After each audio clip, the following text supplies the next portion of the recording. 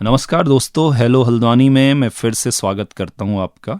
और Uttarakhand open university का community radio hello Haldwani आप तक समय समय पर तरह तरह की जानकारी पहुंचाने का प्रयास करता रहता है। और इसी प्रयास में एक कड़ी हमने जोड़ी है लिटरेचर में भी, जिसे the journey of English literature with Nagendra का नाम दिया है। और इसमें मैं नागेंद्र आपसे तरह तरह की कॉन्सेप्ट और तरह तरह की लिटरेचर से रिलेटेड जितने भी मूवमेंट हैं या फिर जितनी भी एज रिलेटेड पैटर्न हैं उन पे मैं बातचीत कर रहा हूँ। और इसमें हमने एक सीरीज़ जो पिछले कई दिनों से चला रखी है वो जो है लिटरेचर के सबसे महान ड्रामेटिस्ट शेक्सपियर पे है। और जिसमें अब पिछले एपिसोड में हम बात कर चुके हैं कि उनकी ट्रेजी कॉमेडीज़ के क्या स्ट्रक्चर था और किस तरीके से वो इस पूरी ट्रेजी कॉमेडीज़ को बुनते थे, क्योंकि ये उनके लगभग लास्ट के वक्त के लिखे हुए 3 नाटक थे, सिम्बेलिन, विंटर्स टेल। और जो है इस तरीके के नाटक वो कैसे बाकी नाटकों से अलग थे ये हमने सारा डिस्कस कर लिया है। अब हम इस स्ट्रक्चर के बाद जो हमारे लिए सबसे ज़रूरी हो जाता है वो ये देखना होता है कि उन्होंने कैरेक्टराइजेशन को कैसे अंजाम दिया, कैसे चरित्र निर्माण किया इसमें, और किस तरीके के डायलॉग्स लेके आए, और क्या उसमें कोई थीम्स थे। तो आज का हमारा जो एपिसोड है इस पे ही रहेगा कि कैरेक्टराइजेशन ऑफ ट्रेजी कॉमेडीज़। तो चलते हैं आपको और लेके चलते हैं इस सफ़र में। तो शुरुआत करते हैं कि अगर हम कैरेक्टर्स की बात करें, उनके ड्रामा के चरित्रों की बात करें, तो वो जो है या तो जो है ऐसे कैरेक्टर दिखते हैं जो आइदर टाइप्स और have not the strong personality. जो पहले के नाटकों में उन्होंने जो कैरेक्टर्स दिखाए हैं उनकी तरह स्ट्रॉन्ग या बहुत पावरफुल कैरेक्टर हमें नज़र नहीं आते, बल्कि उनके सामने काफ़ी कमज़ोर और निम्न स्तर के कैरेक्टर नज़र आते हैं। ये फिर से उस बात को साबित करता है कि शेक्सपियर किस तरीके से अपनी पावर्स को डिक्लाइन कर चुके थे, जो क्रिएटिव पावर है। और अगर हम देख लें तो वो कोई भी इंडिविजुअल अपने आप को नाटक के अंदर पूरी तरह इस तरीके से स्थापित नहीं कर पाता, दर्शक के दिमाग में या फिर रीडर के दिलो दिमाग में वो कुछ इस तरह नहीं छा पाता कि वो उनमें जो है वो हमेशा के लिए परमानेंट उसकी मेमोरी में सेटल हो जाए। जैसे अगर हम देखें तो इन नाटकों से कुछ कैरेक्टर उठाएं और देखें कि इयाशिमो जो है वो इयागो के समक्ष और समकक्ष एक कैरेक्टर है, लेकिन जो हमारा ओथेलो का इयागो है उसके बराबर ये हमारे दिमाग में बिल्कुल छाप नहीं छोड़ पाता। वैसे ही अगर हम लिनोट्स की बात करें तो वो ओथेलो का ही एक कमज़ोर प्रारूप नज़र आता है, जिसमें हम ओथेलो की छाप देखते हैं लेकिन उतने पावरफुल तरीके से नहीं। और अगर हम ये देखें कि जो फर्डिनांड है, वो जो बेनेडिक्ट है हमारा मच एडो अबाउट नथिंग का कैरेक्टर, उसका भी एक निम्न प्रारूप ही नज़र आता है। तो इससे हमें साफ लगता है कि जो ट्रुथफुलनेस थी पहले के नाटकों में, वो ट्रुथफुलनेस यानी वो सत्यता कहीं पर ये एक आर्टिफिशियलिटी या कृत्रिमता से रिप्लेस हो रही है। और ये कृत्रिमता जो है उस ट्रुथफुलनेस को जो है कहीं किल करती नज़र आती है। इसीलिए इन नाटकों को बहुत अच्छे नाटकों की श्रेणी पे नहीं गिना जाता। ये थी कैरेक्टराइजेशन की बात। तो हम इससे साफ तौर पे समझ चुके हैं कि कैरेक्टर्स हमारे दिलो दिमाग में ऐसे नहीं छाते जैसे शेक्सपियर के पुराने कैरेक्टर्स पूरी तरीके से हमारे दिलो दिमाग में जो है अमिट जगह बना पाने में सफल रहते थे। अब आते हैं सुपर नेचुरल एलिमेंट।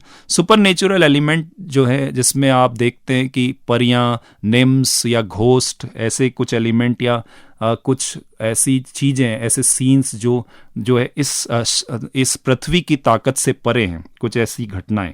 तो सुपर नेचुरल जो हैं उनके नाटकों की खास बातें आप जानते हैं।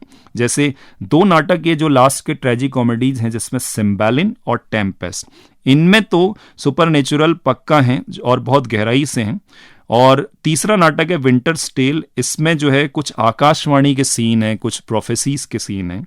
और लेकिन ये सब फिर भी उन्हें पहले की कॉमेडी से अलग करते हैं, क्योंकि पहले की जो कॉमेडीज थी उनमें ह्यूमन जो है एंगल से चीज़ें थी और मानव जो जीवन है उससे रिलेट चीज़ें बहुत थी जो उससे रिलेट करती थी। लेकिन यहाँ पर जब हम आते हैं ट्रेजी कॉमेडीज़ में, तो शेक्सपियर जो है पूरी तरीके से हमें उनसे निकाल के कुछ सुपर नेचुरल एलिमेंट्स में इस तरीके से जाते हैं कि वो हमें रियलिटी में कुछ होता हुआ नज़र नहीं आता, बल्कि वो एक चीज़ और ऐड कर लेते हैं इसमें, जिससे हम कहते हैं कि वो ब्योमेंट और फ्लेचर से इन्होंने कॉपी की है, इमिटेट की है। ये दोनों नाटककार क्या करते थे मैं आपको बताऊं, ब्योमेंट एंड फ्लेचर, ये ड्यू एक्स मैकिना का यूज करते थे। ये एक बहुत अच्छा टर्म है लैटिन में, और ड्यू एक्स मैकिना का मतलब क्या होता है मैं आपको समझाता हूं, जिसको फिर शेक्सपियर ने कॉपी करना शुरू कर दिया था।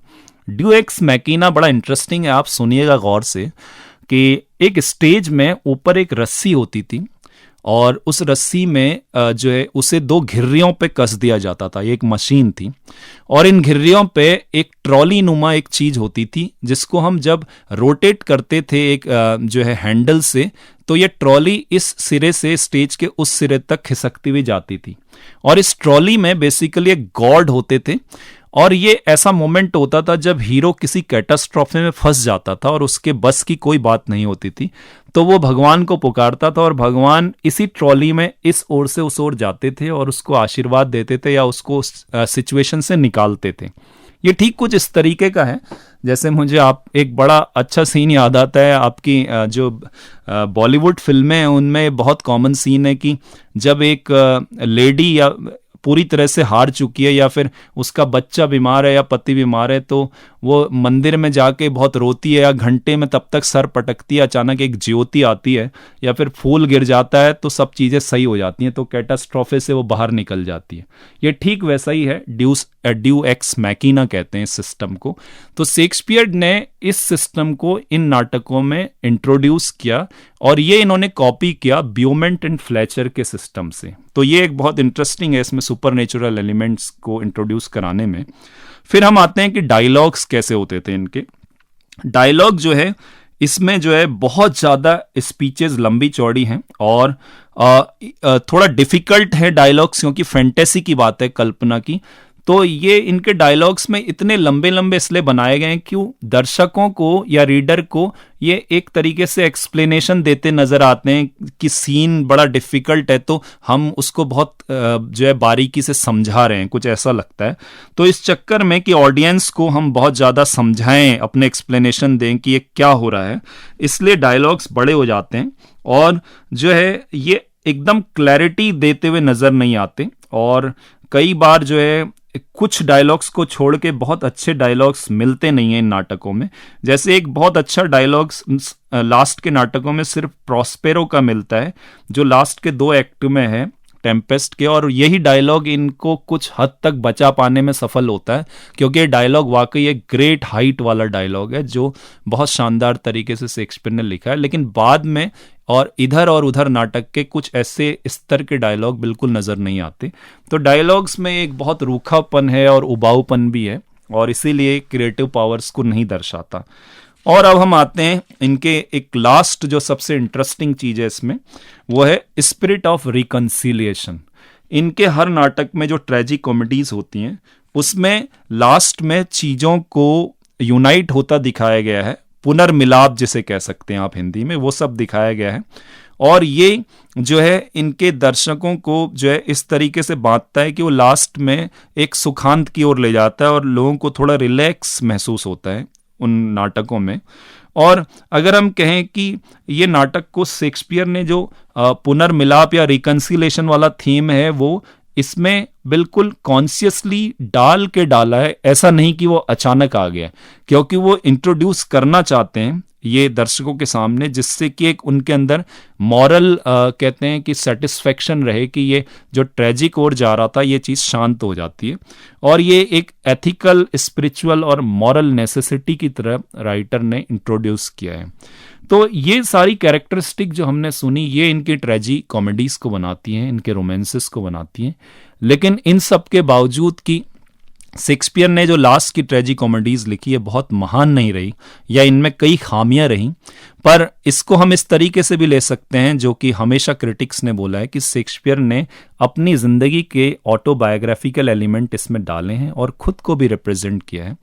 और इस तरीके से हम शेक्सपियर की सिर्फ ट्रेजी कॉमेडी के बल पे हम शेक्सपियर को बिल्कुल भी कुछ गलत या खराब लिखने का जिम्मेदार नहीं ठहरा सकते। शेक्सपियर अमर हैं और शेक्सपियर नाटक में वो स्तंभ हैं जो पूरी तरीके से दूसरे नाटकों के लिए एक ज़मीन या प्लेटफॉर्म तैयार करते हैं। तो शेक्सपियर के इन ट्रेजी कॉमेडीज और रोमांसेस के बाद जो अगला हमारा एपिसोड आएगा वो उनके हिस्टोरिकल प्ले में बात करेंगे। तो दोस्तों, आशा करता हूँ कि आपको ये अच्छा लगा होगा और आप इसको सुनते सुनाते रहेंगे और कहीं ना कहीं आपको शेक्सपियर पढ़ने की ओर ये बाध्य करे, ये मेरा एम है और आप उनके बारे में ज़्यादा से ज़्यादा जानने की कोशिश करेंगे। तो मिलते हैं आपसे अगले एपिसोड में, तब तक के लिए विदा लेता हूँ। Thank you, have a nice day.